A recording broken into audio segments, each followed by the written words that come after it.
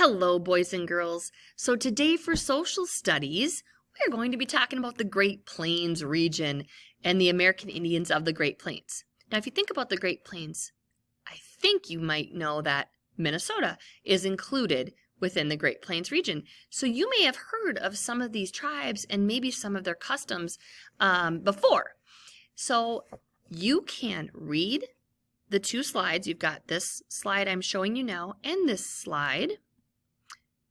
You can read those on your own, or you can go to my link and listen to me read it aloud, or you can get the same information twice and do both.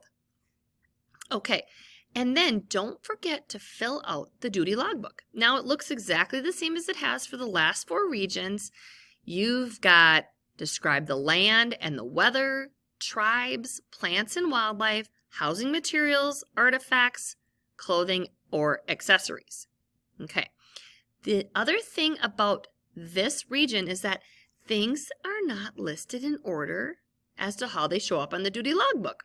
So you have to go through and pick apart what exactly you're looking for. So if you're looking for land and weather, go in after you read and go, oh yeah, I saw that in this paragraph, and then you'll have your information. I'll give you an example.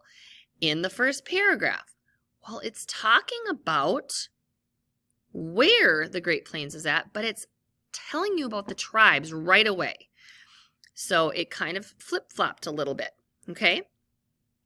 So you'll go ahead and read through those. And then on this page, I am just skimming it and already seeing some answers to include in your duty logbook. So I hope you enjoy learning about the Great Plains Indians, or the Indians of the Great Plains, and maybe some similarities. You'll hear about some things that maybe you've seen around the area here or heard about from Minnesota. This is something that I know you go into, I think, next year, and you learn more about the American Indians of Minnesota. So enjoy, and I look forward to seeing you tomorrow.